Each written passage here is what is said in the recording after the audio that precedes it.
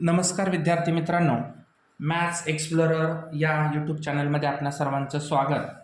आपण लास्टच्या व्हिडिओमध्ये practice set 1.2 मधील पहिले 4 क्वेश्चन सॉल्व केलेले होते. आता आपण क्वेश्चन नंबर 5 पाहतोय. चला तर क्वेश्चन नंबर 5 ला आपण स्टार्ट करूया. In trapezium ABCD side AB parallel side PQ parallel side DC. याचा अर्थ इथं या तिन्ही साइड्स ज्या आहेत त्या आपल्याला पॅरलल दिलेले आहेत, AB, PQ आणि DC. आता दिलेल्या इन्फॉर्मेशन काय आहेत पहा. AP is equal to 15, AP is equal to 15, PD is equal to 12, QC is equal to 14 आणि आपल्याला BQ फाइंड आउट करायचं आहे. ओके, आता इथं आपल्याला फिगरकडे पाहिल्यानंतरच लक्षात येते आणि दिलेले इन्फॉर्मेशन इथं 3 पॅरलल लाईन्सची प्रॉपर्टी जी आहे, property of 3 parallel lines, okay, त्याचा इथं आपल्याला यूज करावा लागणार आहे. सो आता पहा, हा क्वेश्चन सॉल्व करत असताना पहिल्यांदा आपण इथं सोल्युशन टाकूया आणि इथं लिहायचं फ्रॉम प्रॉपर्टी ऑफ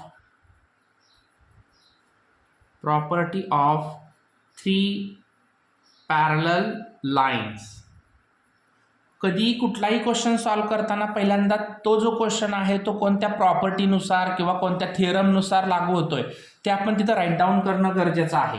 म्हणजे आपणाला जो आपला पेपर चेक करणारा असेल त्यांना लक्षात येतं की या स्टुडंटला ही जी प्रॉपर्टी आहे ती प्रॉपरली कळालेली आहे, म्हणून पहिल्यांदा ती प्रॉपर्टीचं तिथं नाव टाकायचंच. मग त्याच्यानुसार आता आपल्याला माहिती आहे 3 पॅरलल लाईन्सच्या प्रॉपर्टीनुसार AP upon PD is equal to BQ upon QC. Okay, so यानंतर AP दिलेला आहे 15, PD दिलेला आहे 12, BQ काढायचा आहे आपल्याला, QC 14.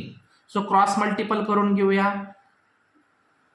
BQ into 12 is equal to 15 into 14. So BQ is equal to, हे 12 इकडे गेल्यानंतर डिवाइड होणार आहे.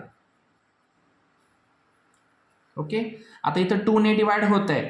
2 7 जा 14, 2 6 जा 16, 12, 2 6 जा 12.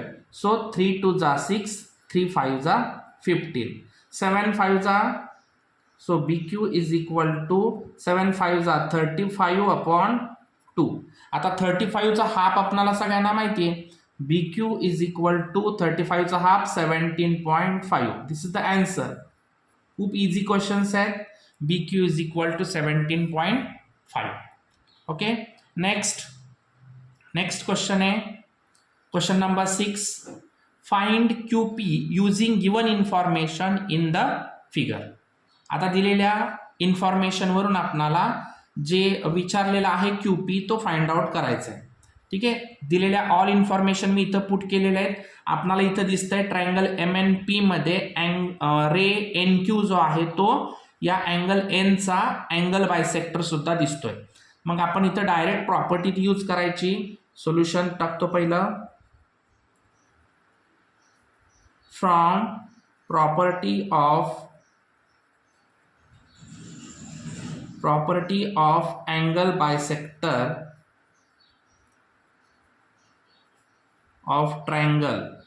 Okay, so property of angle bisector of a triangle. आता त्याच्यानुसार आपल्याला ती प्रॉपर्टी सुद्धा माहिती आहे की त्या प्रॉपर्टीमध्ये काय काय दिलं लिहावं लागतं. तर कोणताही एक बाजूचे राहिलेले 2 साईडचा रेशो हा त्याच्या समोरील बाजूच्या रेशोला इक्वल राहतो. ओके, सो काय घेणार आपण इथं NM upon NP is equal to MQ upon QP.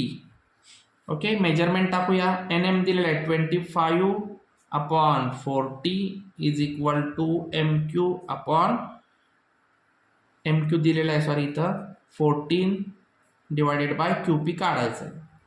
Cross multiple करूया.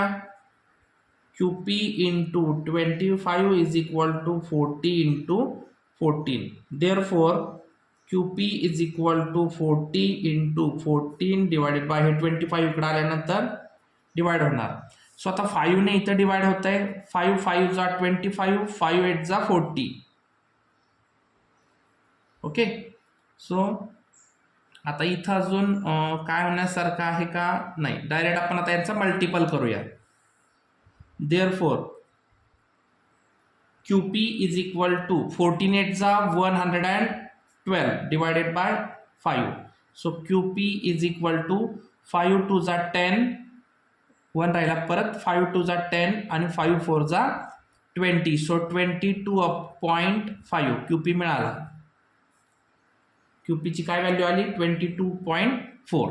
Okay. This is the question number 6. Next question number 7. First of all, take screenshot. Then next question number 7. Okay. आता question number 7 काय दिलाय पहा. In figure 1.41 if AB parallel CD parallel EF, म्हणजे या तिन्ही ज्या segment दिलेल्या आहेत त्या पॅरलल आहेत. आता इन्फॉर्मेशन बघा. Then find the X and AE. इथली X ची व्हॅल्यू आपणाला म्हणजेच इथं EC किंवा CE फाइंड आउट करायचं आणि AE सुद्धा फाइंड आउट करायचं.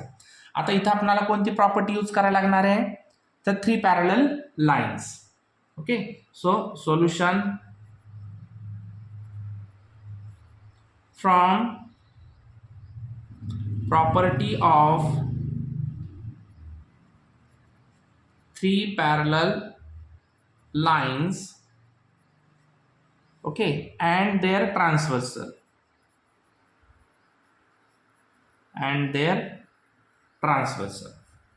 ओके. मग आता आपल्याला ती प्रॉपर्टी तर माहिती आहे. आपण FD अपॉन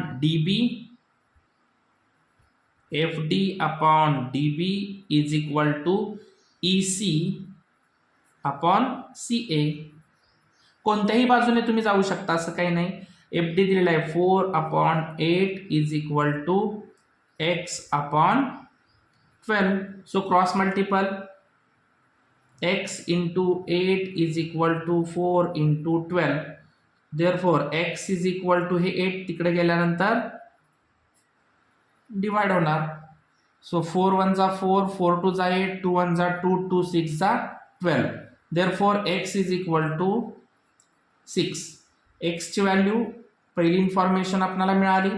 आता दुसरी AE विचारलेला आहे. आता AE पहा. AE पूर्ण कोणत्या दोन सेगमेंट पासून तयार झाला आहे? AC plus CE. So AC plus CE घ्या किंवा EC प्लस CA कसंही घेऊ शकता. 12 प्लस X ची व्हॅल्यू आलेली आहे 6. So 12 plus 6 18. So AE is equal to 18.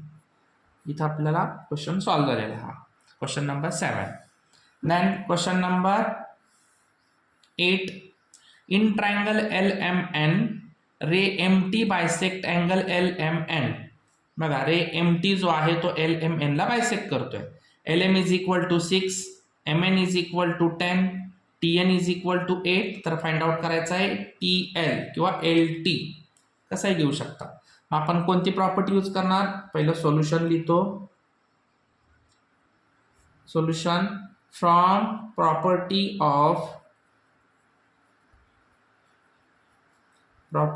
of angle bisector of triangle.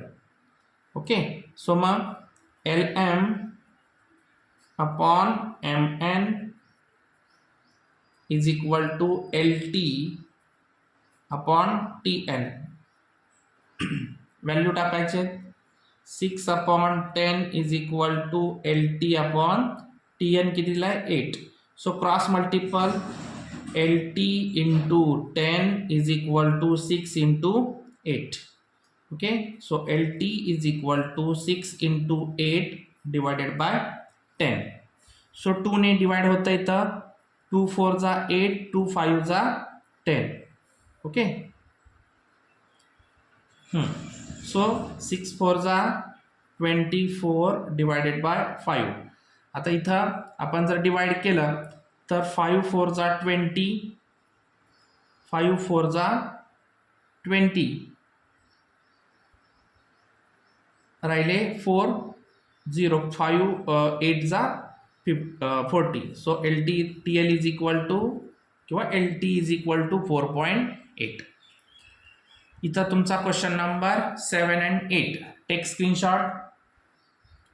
यानंतर आपण क्वेश्चन नंबर 9, 10 and 11 नेक्स्ट व्हिडिओमध्ये पाहतोय. तत्पूर्वी आपण या चॅनलवरती जर नवीन असाल तर चॅनलला लाईक करा, सबस्क्राईब करा आणि बाजूच्या बेल आयकॉनवरती क्लिक करा, म्हणजे तुम्हाला मॅथ्स 2, मॅथ्स 1 सर्व व्हिडिओ तुम्हाला पाहायला मिळतील. धन्यवाद.